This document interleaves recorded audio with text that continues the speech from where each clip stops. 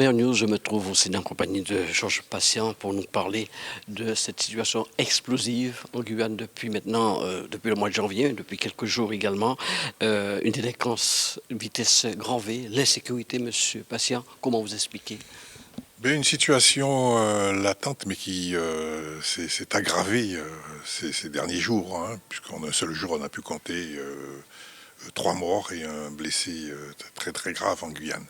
Nous sommes simplement devenus, avec 30 morts, 30 homicides, le territoire le plus Depuis le mois de criminogène, janvier. Depuis le mois de janvier. le territoire le plus criminogène de France.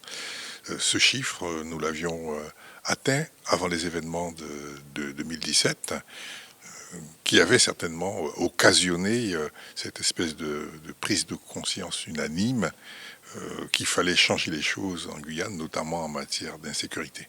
Bon, des dispositions avaient été prises, les accords de Guyane avaient été en partie respectés à un certain moment, puis il y a eu cette espèce de relâchement au niveau des effectifs de police et de gendarmerie notamment, puisque 2 escadrons qui étaient arrivés après les accords de Guyane sont repartis, l'un pour la Guadeloupe et l'autre pour la Nouvelle-Calédonie.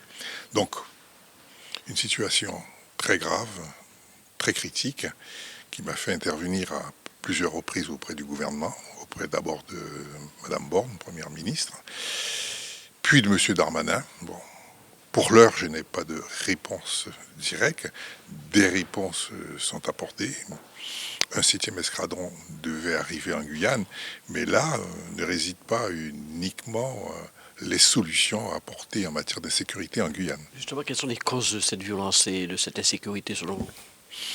Mais la situation du pays, hein, le dernier rapport de l'INSEE laisse entendre que le département de la Guyane, hein, au niveau des anciennes colonies, serait le plus pauvre.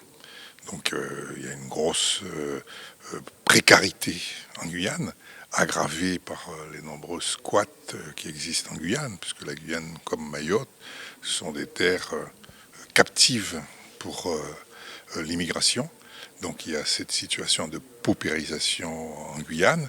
Bon, on explique également le fait que nous sommes proches, que nous sommes voisins de territoires très criminogènes, d'Amérique du Sud, le Brésil notamment, le Suriname, et puis la configuration du pays, 83 000 km² sur un continent, avec 500 km de frontières d'un côté, 700 km de frontières.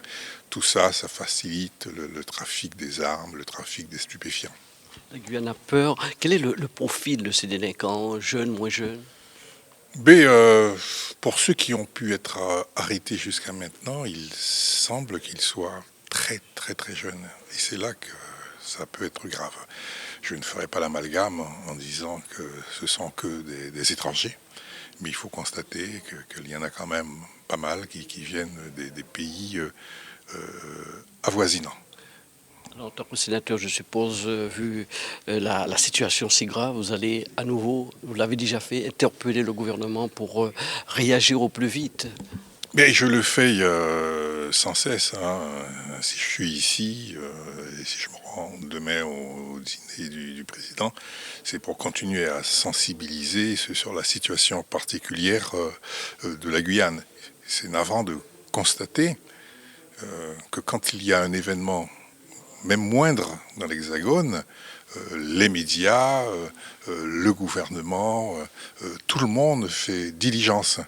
Alors que la Guyane, comme je viens de vous le dire, territoire le plus criminogène, 3 morts par balle en une journée, ça n'a pas fait écho au niveau des médias. Et plus grave, à maintes reprises, j'ai pu demander que le ministre de l'Intérieur, qui est également ministre des Outre-mer, donc à double titre, en lui demandant qu'il vienne constater en Guyane la situation, jusqu'à maintenant, ne s'est pas déplacé.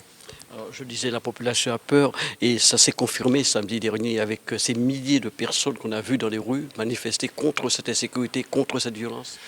Mais la peur se généralise en en Guyane. Hein. Il n'y a pas que les commerçants qui sont abattus, des jeunes, des passants, des touristes. La Guyane est en train de perdre toute attractivité. Et là, on tombe sur ce travers de l'insécurité qui peut nuire au développement économique en Guyane, ou un pays quand même qui, comme je vous le disais, se caractérise par sa précarité. Nous battons pour que ce pays se développe de façon autonome grâce à ses richesses potentielles et existantes. Mais écoutez, vous savez, le premier des biens, c'est quand même la sécurité et la santé. Ce sont ces deux biens qui sont fondamentaux. S'il n'y a pas de sécurité, on ne peut pas vivre bien, on ne peut pas investir. Est-ce qu'on ne peut pas imaginer, là, ce serait grave, des phénomènes d'autodéfense qui pourraient se mettre en place, se multiplier en Guyane? Je ne dirais pas que ce soit quelque chose de naturel, qu'ils y pensent, mais c'est pour ça que j'alerte le gouvernement, parce que quand même les forces de l'ordre, ça rassure. Il faudrait qu'on les voit un peu déambuler dans les rues, être présents la nuit, pour éviter qu'on arrive à ces milices. Bon, je parlais des délinquants qui nous viennent des pays voisins. Il ne faudrait pas qu'en Guyane, les espèces de milices, en fait, de mafieux, s'installent en Guyane, et que justice soit faite, justice entre guillemets, soit faite par eux. Et là, ça me permet de dire qu'au niveau de la justice également, nous connaissons des problèmes. Nous avons une justice en état de délabrement. C'est pas moi qui l'ai dit. Hein. Je crois que c'est le procureur ou une magistrate locale qui disait qu'ils avaient quasiment plus d'une année de dossiers en attente. Selon vos propos, il y a urgence en tout cas pour régler ces problèmes. Il y a urgence à tous les niveaux, hein, comme toujours en Guyane, mais cette fois-ci, c'est encore plus perceptible, plus visible, plus palpable.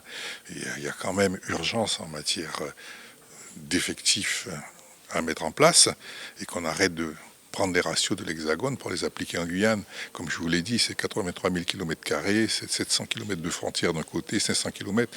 Donc on arrête de répéter ou de prendre en exemple les ratios de l'Hexagone. Il y a urgence au niveau de la justice. Il manque beaucoup de juges, de magistrats en Guyane. Il y a une urgence économique, parce que la Guyane, à 2/3, est constituée de personnes en situation de précarité. Donc autant d'éléments qui devraient faire en sorte que les regards soient portés sur la Guyane.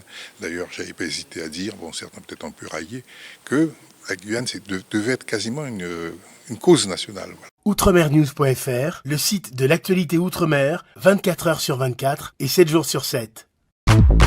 Retrouvez la chaîne Outremer News sur YouTube.